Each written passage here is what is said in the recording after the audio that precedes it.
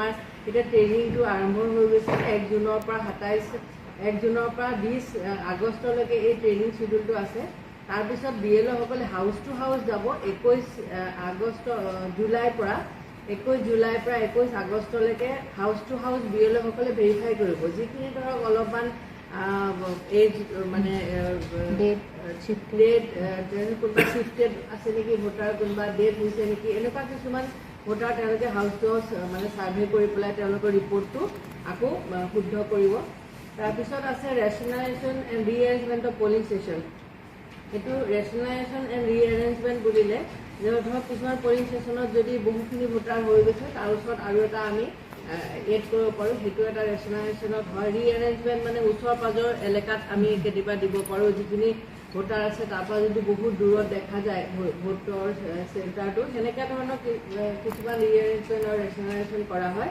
সেইটো আমাৰ আগষ্ট মাহৰ 22 তাৰিখৰ পৰা আৰম্ভ হ'ব, পূৰা এমাহলৈকে, এমাহতকৈ অলপ বেছি দিম, 29 ছেপ্টেম্বৰলৈকে সেইটো প্ৰচেছ আছে। তাৰ লগতে আছে removal of discrepancies in electoral roll, EPIC, improvement of image quality, ensuring good quality photograph by replacing blurred, poor quality and not to specification and non-human images in roll wherever necessary. Recasting of section parts and finalization of proposed restructuring of section parts, boundaries, location of polling station and getting approval of list of polling station. Identification of gaps, finalizing the strategy and timeline to bridge such gap and updation of control table. এইখিনি ছেপ্টেম্বৰৰ ভিতৰত এইখিনি শেষ হ'ব লাগিব। তাৰপিছত আছে ছেপ্টেম্বৰৰ পিছত অক্টোবৰলৈকে আছে preparation of format 1 to 8, preparation of supplements and integrated draft code with reference to 1/1/2024 as a qualifying date.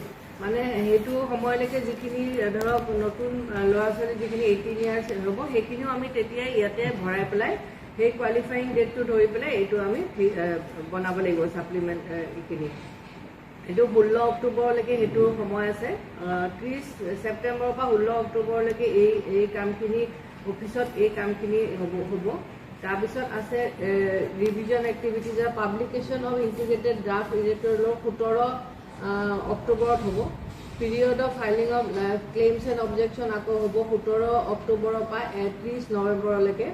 Special প্ৰতি 2টা Saturday and Sunday within claims and objection period to be decided and fixed by CEO. সেই সময়ত যেতিয়া এই claims and objection চলি থাকিব সেই সময়ত আমি Saturday Sunday কেইটাত আমি কিছুমান কেম্প কৰিব লাগিব।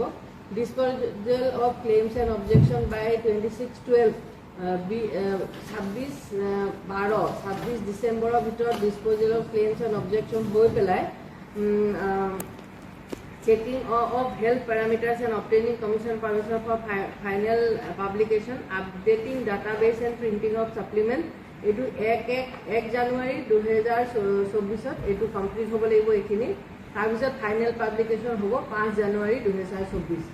এইখিনি গোটেই শিডিউলটো এতিয়া আহিছে আৰু সেইমতে আমাৰ বৰ্তমান ট্ৰেইনিংটো চলি আছে। বাকী ষ্টেপ বাই ষ্টেপ আমি কৰি যাম। সেইখিনি আপোনালোকে ৰিকুৱেষ্ট থাকিলে যাতে ৱাইড পাব্লিচিটি দিয়ে তেতিয়া গম পাব। আৰু দ্বিতীয় কথা আমি এইখিনি সকলো পলিটিকেল পাৰ্টিকো জনাই দিয়া হৈছে। Thank U.